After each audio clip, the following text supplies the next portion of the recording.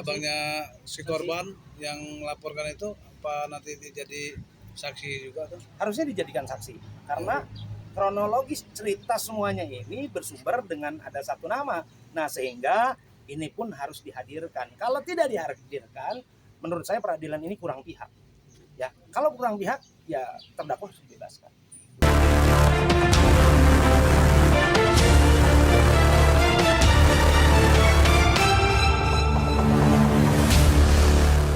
Siang para sahabat Iwo Indonesia di seluruh tanah air, Iwo Indonesia, jurnalis terpercaya.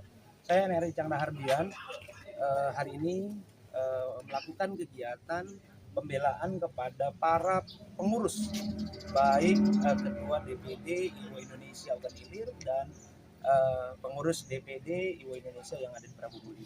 Ada beberapa hal yang sangat menarik di dalam kegiatan persidangan tadi.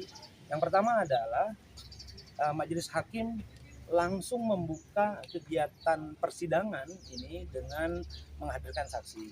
Sebetulnya dalam aturan peradilan mestinya majelis hakim memberikan satu kesempatan kepada terdakwa untuk melakukan eksepsi. Hanya bocoran saja. Pertama, kenapa saya harus lakukan eksepsi?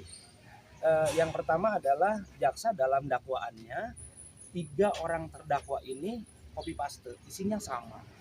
Tidak ada perbedaan, unsurnya sama, sehingga menurut saya ini perlu dilakukan eksepsi.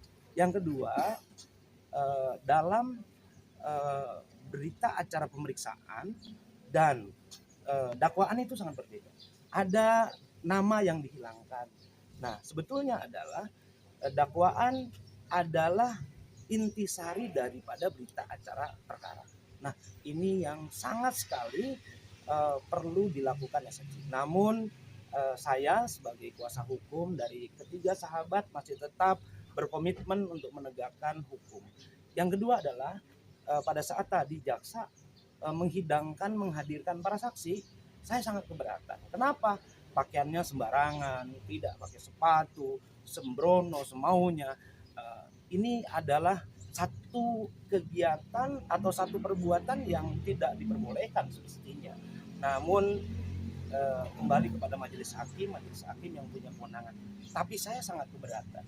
Yang kedua, tiga-tiganya saksi ini tidak punya KTP, ya. Tiga-tiganya tidak punya KTP. Kenapa? Ini menurut saya saksi ini tidak kompeten, ya. Kalau saya sebagai kuasa hukum kan tidak kenal dia. Yang kenal adalah jaksa. Ya, menurut saya saksi ini saksi tidak kompeten. Yang saksi nomor 3 tadi dibantah oleh terdakwa bahwa yang bersangkutan tidak ada di tempat.